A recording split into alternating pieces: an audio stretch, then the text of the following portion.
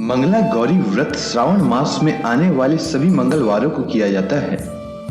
इस व्रत में गौरी जी के पूजन का विधान है। चूंकि यह मंगलवार को किया जाता है, इसीलिए इसे मंगला गौरी व्रत कहा जाता है। मान्यता है कि मंगला गौरी व्रत को करने से वैवाहिक जीवन से जुड़ी समस्याएं खत्म होती है और संतान सुख की प्राप्ति होती है। आज के दिन मंगला गौरी व्रत कथा अवश्य पढ़नी या सुननी चाहिए और दूसरों को भी सुनानी चाहिए। इससे जीवन में कभी भी किसी प्रकार का कष्ट नहीं आता है और सदैव भोले बाबा और माता पार्वती की कृपा बनी रहती है।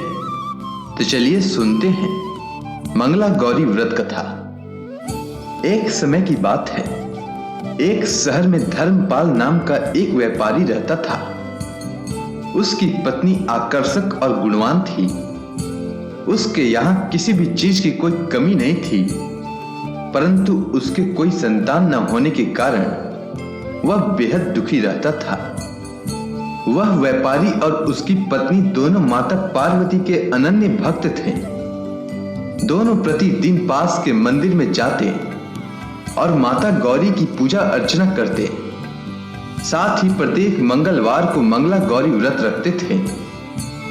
बहुत समय बीत गए। एक दिन माता गौरी उनके भक्ति भाव से प्रसन्न होकर व्यापारी की पत्नी को पुत्रवती होने का वरदान दिया, जिसके बाद व्यापारी को पुत्र रत्न की प्राप्ति हुई। घर में खुशियां मनाई गई। कुछ दिनों बाद एक मंगलवार को व्यापारी की पत्नी ने धर्मपाल को बगीचे में मंगला गौरी के पूजन के लिए आम का पल्व व फल लाने भेजी। जब व्यापारी आम का पल्व व फल लेकर आया तो वह थोड़ा उदास दिख रहा था। पत्नी ने व्यापारी से इस उदासी का कारण पूछा तो व्यापारी फुट फुट कर रोने लगा। कहने लगा, हे प्रिय, जब मैं बगीचे में आम का फल तोड़ने के लिए पत्थर चला रहा था, तब एक पत्थर गलती से नीचे स्थापित गणेश जी की मूर्ति को जा लगी, जिससे क्रोधित हो गणेश भगवान प्रकट हो कहने लगे कि हे व्यापारी, किसी भी व्रत में सर्वप्रथम मेरी पूजा होती है और मेरी कथा सुनी जाती है, और तुम मुझे ही पत्थर मार रहा है। जाओ व्यापारी, तुम्हारे यहां माता की कृपा से पुत्र की प्राप्ति तो हो गई, पर आज मैं तुझे तेरी करनी के वजह से तुझे श्राप देता हूं कि तेरा पुत्र 16वें साल में मृत्यु को प्राप्त हो जाएगा। तब तुम्हें पता चलेगा कि दर्द क्या होता है। इतना सुनते ही व्यापारी की पत्नी व्यापारी को शांत कराते हुए बोली, हे नाथ, होनी को भला कौन टाल सकता है। माता गौरी की कृपा से हमें पुत्र की प्राप्ति हुई है और वही हमारे पुत्र की रक्षा का रास्ता दिखाएंगे। भरोसा रखिए। और आज खुशी का दिन है तो खुशी मनाइए, बाकी सब माता गौरी पर छोड़ दीजिए। बालक के घर में आने से व्यापारी का समय कैसे बीतता चला गया, उसे थोड़ा भी आभास नहीं हुआ और देखते देखते उसका पुत्र लगभग 12 वर्ष का हो गया। व्यापारी अपने पुत्र को पढ़ने के लिए काशी भेजना चाहता था, पर इससे पहले उसने अपने पुत्र की इच्छा भी जाननी चाहिए। इस पर व्यापारी का पुत्र बोला, पिताजी, मुझे अब पढ़ने में थोड़ी सी भी रुचि नहीं है। मेरी प्रबल इच्छा है कि मैं लोगों की सेवा करूं। इस पर व्यापारी तनिक सोच में पड़ गया। धक से उसे याद आया कि गणेश भगवान ने श्राप दिया है कि उसकी मृत्यु 16वें साल में ही हो जाएगी। इस तरह से तो मेरे पुत्र का शेष आयु सिर्फ 4 साल ही बचे हैं, तो क्यों न इसकी खुशी जिसमें है वही किया जाए। यह सोचकर वह पुत्र से पूछा, तो बताओ पुत्र, मैं तुम्हारे लिए क्या कर सकता हूं। तब बालक ने कहा, हे पिताजी, आप मेरे लिए चौराहे पर 2 घड़े पानी और कुछ मीठा रखवा दीजिए, और मैं आते जाते सभी राहगीरों को मीठा खिलाकर पानी पिलाने का काम करूंगा। इतना सुनते ही व्यापारी ने तत्काल इसका प्रबंध करवा दिया। और फिर क्या था, बालक चौराहे पर बैठकर आते जाते राहगीरों को रोजाना पानी पिलाता और सभी राहगीर पानी पीने के बाद उसे युग युग जीने का आशीर्वाद देते। 16वां साल पूरा होने वाला था कि उसी रास्ते से देवर्षि नारद जी साधारण साधु के वेश में गुजर रहे थे।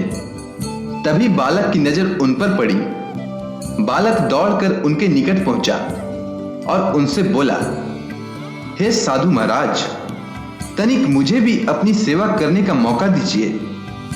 नारद जी बालक के करुण स्वर को सुनकर बहुत प्रभावित हुए और बालक के द्वारा दिए गए गुड़ को खाकर पानी पिए और उनके मुख से भी युग युग जीने का आशीर्वाद निकल गया। तभी उनके दिमाग में आया कि यमलोक गए काफी समय हो गया है, तनिक उधर का भी खबर ले लिया जाए।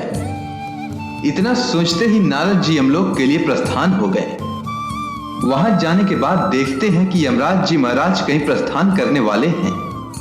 तभी उनसे रहा नहीं गया, उन्होंने पूछ ही डाला कि महाराज, लगता है आप कहीं जाने के लिए तैयार हैं। इस पर यमराज जी बोले कि हाँ मुनिवर, आप बिल्कुल ठीक समझे।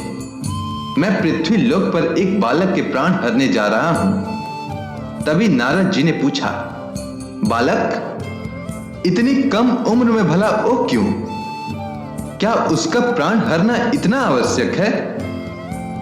तब यमराज जी ने बताया कि एक व्यापारी का पुत्र है जो कि भगवान गणेश द्वारा शापित होने के कारण अल्प आयु है और उसकी मृत्यु 16वें साल में निश्चित है और आज उसका 16वां साल पूरा होने वाला है। पर आज भी वह बालक अपने मृत्यु से बेखबर राहगीरों को मीठा खिला रहा है और पानी पिलाकर उनकी सेवा कर रहा है।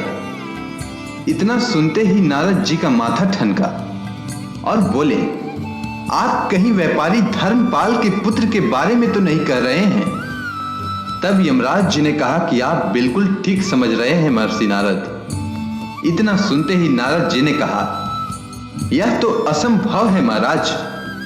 मैंने भी उस बालक की सेवा प्राप्त की है और मीठा खाकर पानी पीने के पश्चात उसे युग युग जीने का आशीर्वाद भी देकर आया हूं। भला एक ऋषि की वाणी कैसे असत्य हो सकता है? इस पर यमराज जी बोले कि यह सब मेरा काम नहीं है। मेरा काम किसी भी व्यक्ति का उसके निश्चित समय पर प्राण हरने का है, सो मैं करने जा रहा हूं। इसके लिए आप गणेश के माता गौरी के पास जाएं और उनसे ही बालक के प्राण की रक्षा के लिए याचना करें, तभी कोई काम बन सकता है। इतना सुनते ही नारद जी दौड़े दौड़े कैलाश पर माता गौरी के पास पहुंच गए और देखा कि वहां स्वयं भगवान शिव और गणेश जी भी बैठे हुए हैं। इसके बाद नारद जी ने सारा वृतांत कह सुनाया। इतना सुनते ही माता गौरी ने कहा, ये तो घोर अनर्थ हो जाएगा कि एक ऋषि का दिया हुआ आशीर्वाद असत्य हो जाए, पर गणेश का दिया हुआ श्राप भी व्यर्थ नहीं जा सकता।